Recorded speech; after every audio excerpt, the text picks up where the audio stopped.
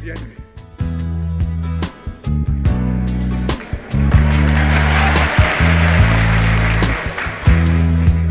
Fellow freedom fighters, the enemy is imperialism.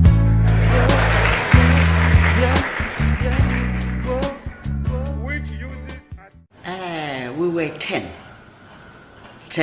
representing the 10 regions, 10 women were elected in the First Republic. That is from 1960 to 66. But the number was increased before 66 coup to 19. So in all way, 19 women members of parliament. And outside the force, Dr. Kwame Nkrumah's government. Oh, he was a man of vision. With Kwame Nkrumah, if he had been alive today, Ghana, look at all the factories, the infrastructure they set up. We wouldn't have been in want at all. Ghana would be leading. We would have attained African unity. It's unfortunate. Anyway, when he died, one of his people who did not understand him said Nkrumah lived ahead of his time. In fact, Nkrumah lived ahead of his time. Nkrumah has a legacy. He's the founder of our nation. Without Nkrumah, we wouldn't have got Akosombo. The whole of Tema Township and the harbor, you know, Tema, it's an artificial harbor. Township, Akosombo, so many motorway, schools, you know, all. I think people who are now doctors, especially from the north, they all had the free and compulsory education under Kwame Nkrumah. He built universities like Legon University College of Science and Technologies and Nkrumah University of Science and Technology in Kumasi, Cape Coast University, lots and lots of them. Hospitals like G from Kumasi, polytechnics.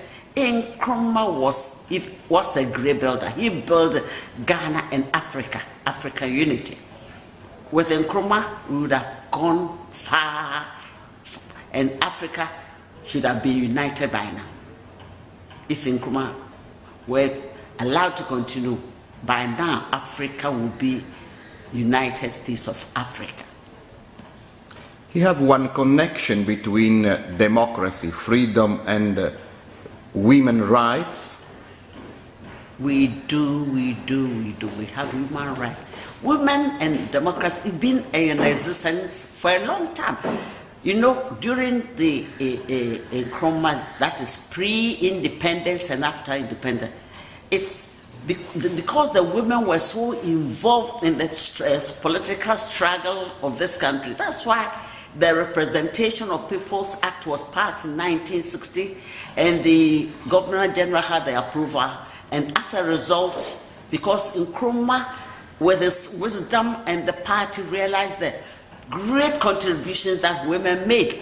That's why we elected 10 women, and then later increased the women in parliament to 19. It was during that time that we passed laws like free and compulsory education, women at the marriage and inheritance bill, so many things, vocational bills, and we were competing. And let me tell you one thing.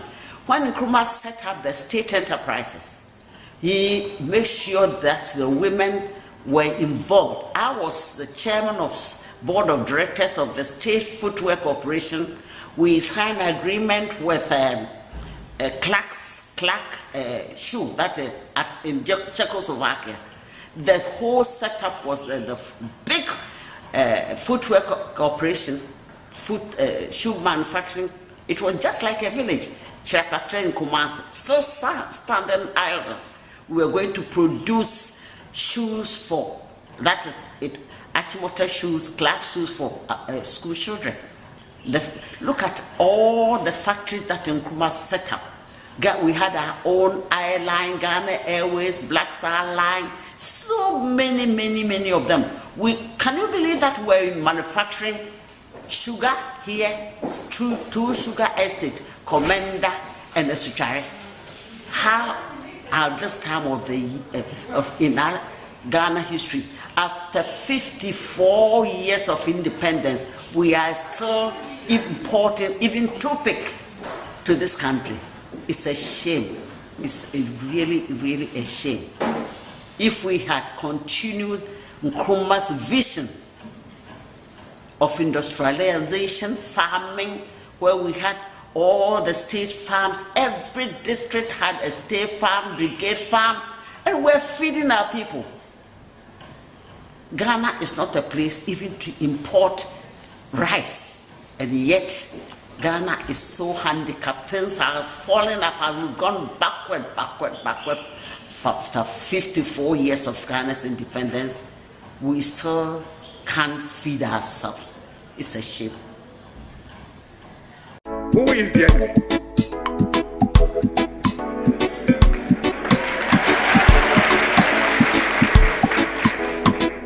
Fellow freedom fighters, the enemy is imperialism.